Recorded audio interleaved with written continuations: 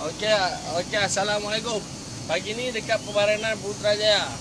Okey, kereta Suzuki Swift. Suzuki apa? Okey.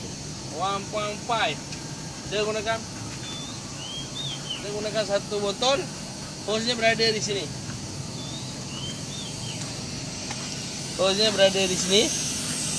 Masukkan hos pendua. Okey, masukkan setengah botol.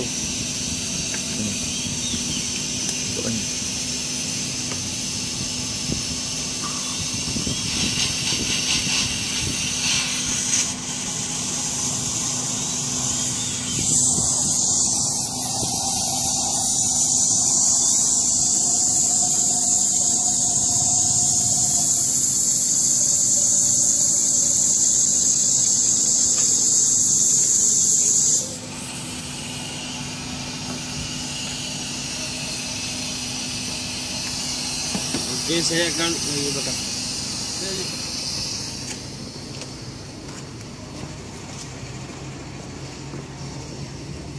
Okey, saya akan tekan injak minyak untuk mengeluarkan cover untuk flash yang pertama.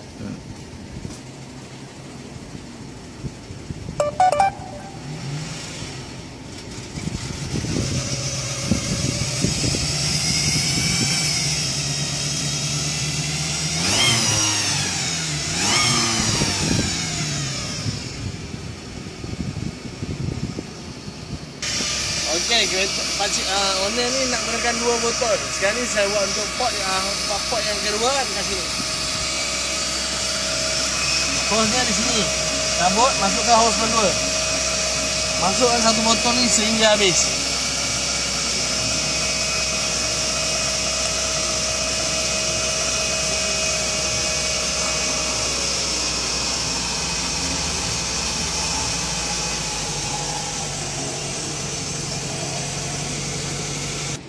Okey, saya akan buat flush untuk kali kedua.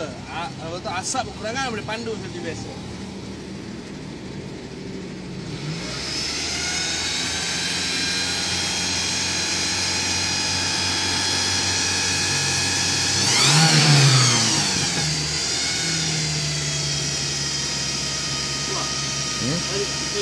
Sikit.